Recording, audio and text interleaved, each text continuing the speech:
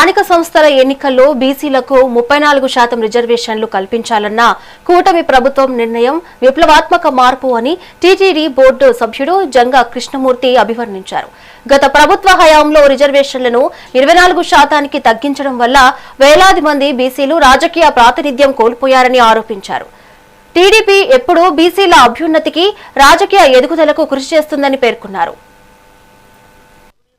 సంబంధించినటువంటి 4-5 నెలల క్రితం కూడా 4-5 నెలలకు సంబంధించి కూడా జస్టిస్ రంగనాథ్ మిశ్రా గారి కమిషన్ ఒకటి డెడికేటెడ్ కమిషన్ సంబంధించి కూడా ఏర్పాటు చేసి ఈ రాష్ట్రంలో బీసీ వర్గాలకు సంబంధించి ఆర్థిక సామాజిక సాంఘిక పరిస్థితి అన్ని కూడా అధ్యయనం చేసి ఒక రిపోర్ట్ ఇవ్వమని కూడా ప్రభుత్వం నియమించడానికి ఆ కమిటీకి సంబంధించి ఆ కమిటీ రిపోర్ట్ కూడా ఇచ్చారు. ఆ కమిటీ రిపోర్ట్లు దాదాపు 27%గా పరిమితం చేసినప్పుడు కూడా అట్లా కాదు, బీసీ వర్గాలు ఆదుకోవాలా, బీసీ వర్గాలకు సంబంధించిన వాళ్ళందరికీ కూడా సమానమైన న్యాయం జరగాల, ఆ వర్గాలకు సంబంధించి కూడా రాజ్యాంగంలో కానీ రాజ్యాధికారంలో కానీ అంతర్భాగం చేయాలనే ఆలోచనతోనే మంత్రిమండలి ఒక నిర్ణయం తీసుకోవడం జరిగింది.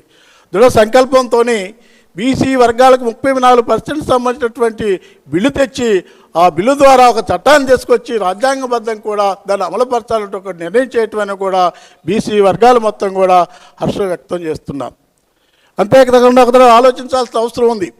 బీసీ వర్గాల యొక్క సామాజిక ఆర్థిక రాజకీయ పరిస్థితులు మనం అందరం కూడా ఒకసారి అవగాహన చేసుకున్నట్లయితే తెలుగుదేశం పార్టీకి ముందు, తెలుగుదేశం పార్టీ తర్వాత లాంటి విషయాన్ని కూడా గుర్తుపెట్టుకోవాల్సిన అవసరం ఉంది.